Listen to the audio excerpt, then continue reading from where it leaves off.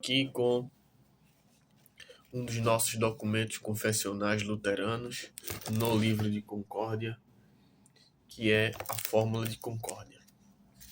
Eu já falei do artigo 1, que é pecado original, e agora eu vou falar do artigo 2, que é livre-arbítrio. O assunto aqui ele não se encontra detalhado, mas sim de modo mais direto.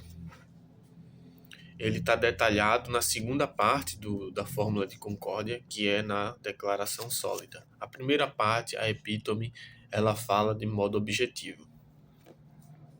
Sobre o livre-arbítrio, consideramos que existe 3 estados da vontade do homem. Esses 3 estados, na verdade, 4 estados da vontade do homem. 4. O primeiro é antes da queda, quando Adão e Eva estavam no jardim e eles estavam sem o pecado. Ali é um estágio da vontade do homem, do senso de vontade, da sua liberdade, da limitação. Ali estava em um estado, sua esfera de ação geral. Porque ali, antes do pecado, o homem era puro. Ele não tinha uma corrupção na sua mente, na sua alma. Ele não tinha o pecado. Até que ele veio a desobedecer a Deus, comer do fruto proibido. Mas antes disso, ele era perfeito. E por isso ele tinha total liberdade de agradar a Deus, de fazer a vontade de Deus. Liberdade e senso de vontade de fazer isso.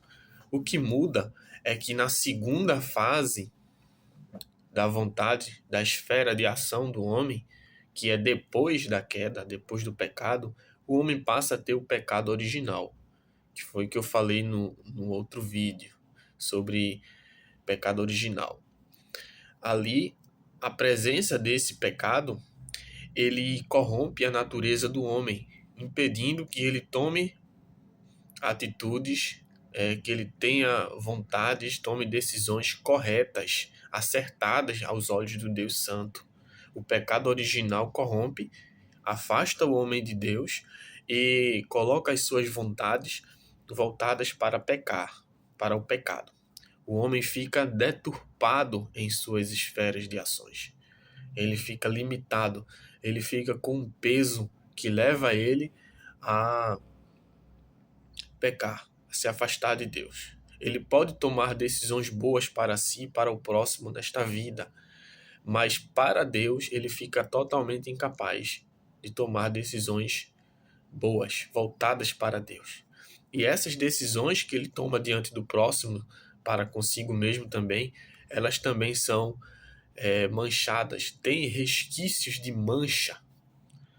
Por isso os 10 mandamentos nos acusam, não só contra Deus, mas contra o próximo, quando desejamos o mal, quando cobiçamos, quando sentimos inveja, quando temos sentimentos que não agradam a Deus.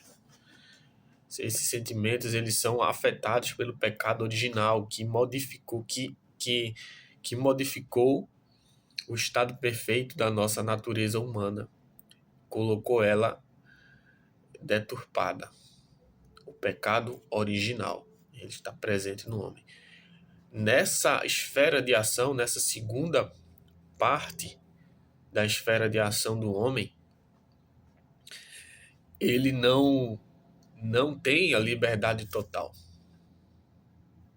Não pode querer coisas boas diante de Deus. Essa esfera, podemos dizer que o seu arbítrio ele não é totalmente livre. Podemos entender uma esfera de liberdade naquilo que está voltado para as limitações terrenas. Escolher a cor de uma camisa, a cor de um carro, o que acha mais bonito. Mas o pecado está tão próximo que do ser humano que não deixa ele totalmente como foi criado. O homem foi criado perfeito, santo, para fazer tudo bom diante de Deus e diante do seu próximo. Adão diante de Eva, consequentemente diante dos seus descendentes, que viriam a povoar o jardim. Mas, então, o pecado hereditário, o pecado de comer do fruto, que gerou uma essência pecaminosa que afeta a natureza humana, faz com que as ações do homem sejam limitadas a meras vontades terrenas, mas não permite que ele seja livre, especialmente diante de Deus, para escolher a Deus. A lei não veio para modificar a natureza do homem, mas para mostrar que ela é incapaz de agradar a Deus. Mas o terceiro estado da natureza do homem é depois da regeneração. Após ele ser transformado por Cristo, a luz, a imagem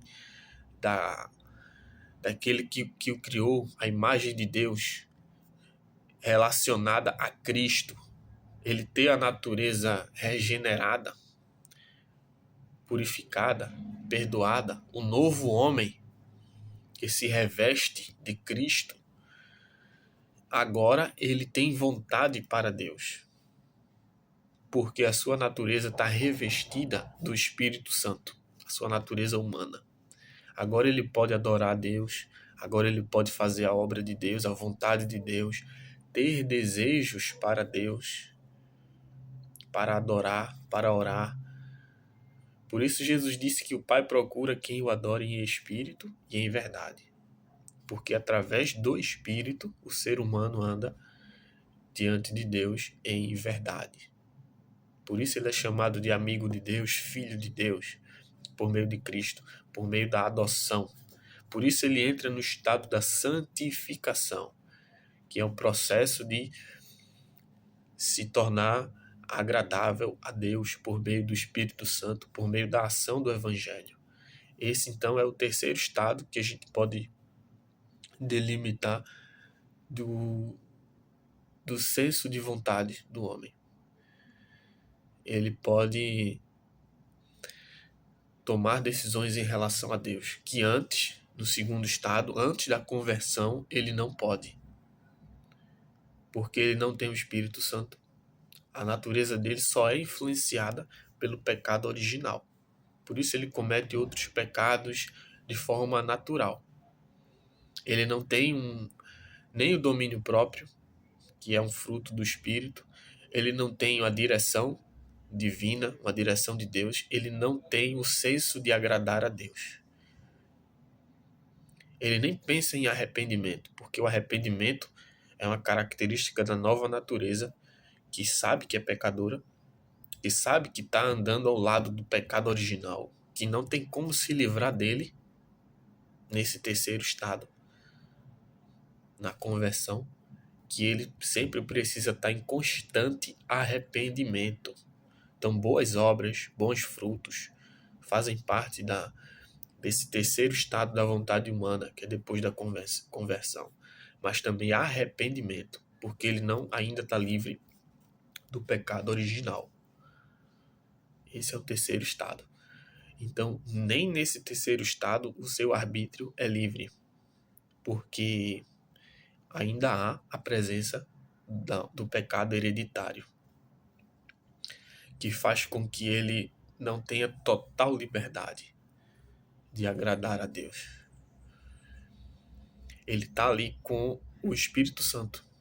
Se o Espírito Santo não estiver nele, ele só fica voltado para o pecado original. As suas vontades ficam limitadas a sempre estar sendo afetada pelo pecado.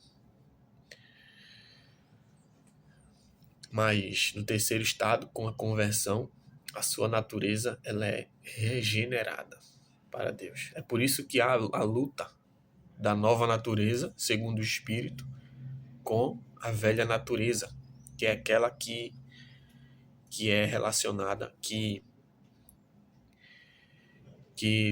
tem a influência do pecado original. É a mesma natureza, só que revestido do Espírito, porém com o pecado do lado, buscando fazer ele tomar decisões contrárias a Deus. Esse é o terceiro estado, que é o estado dos crentes, daqueles que estão em Cristo. E o quarto e último estado de esfera de vontade do homem é quando Jesus voltar, que aqueles que são de Cristo, eles terão uma nova, um revestimento, uma nova esfera de vontade, porque o pecado original não vai estar mais presente no homem, naqueles que ressuscitarem em Cristo. Quando voltar da morte, o pecado original já não vai ter mais presença no homem. Então ele não vai ter mais isso. Vai haver só a natureza pura voltada para Deus. Aí sim, totalmente livre. Só que essa liberdade é entre aspas, porque ele vai estar em Deus. Ele vai estar voltado para Deus. O seu senso de vontade vai estar voltado para Deus. Totalmente. Então, livre-arbítrio, ele não é um assunto que a gente pode dizer que o homem tem de forma concreta, porque ele, com o pecado, ele tem a tendência, tanto antes da conversão como depois, principalmente antes da conversão, onde ele não tem a Deus. Ele sempre vai estar ali voltado para pecado. E tem textos, né, que fala sobre isso, que João 8, Jesus diz: aquele que comete pecado é escravo do pecado. Se ele é escravo, ele não é livre. João 1, a luz veio ao mundo, mas os homens amaram as trevas e não a luz, porque as suas obras são más. O homem é preso pelo pecado, para amar aquilo que é deturpado e não escolher Deus. Jesus diz a homens ali: vocês não querem vir a mim para ter vida, porque naturalmente o ser humano é voltado para o mal, a vontade deturpada. 1 Coríntios diz que o homem natural não compreende as coisas do espírito, porque são loucura. As coisas espirituais só se discernem espiritualmente. O homem, ele não, quando ele está no terceiro estado da vontade que eu falei, ele não recebe a regeneração e fica por si só. A natureza, ela tem que estar revestida do Espírito Santo para ela agradar a Deus. Ela não fica mais só ela isolada, como no primeiro estado de Adão, quando ele não precisava do Espírito Santo diretamente, mas a sua natureza era pura. Essa natureza pura vai voltar sem a presença do pecado na ressurreição. Só que aí ela não vai poder mais se corromper. Ela vai ter claramente a pureza e a presença de Cristo sem a presença do pecado. Será o estado pleno e eterno. Mas essa é a presença do livre-arbítrio. Ela não é da mesma forma em todos os estados do homem, mas é limitada. A vontade do homem é limitada. No segundo estágio, no terceiro estágio, e ela só vai se terminar, essa presença do pecado, no quarto estado. É isso aí, o assunto sobre o livre-arbítrio. Ficamos por aqui.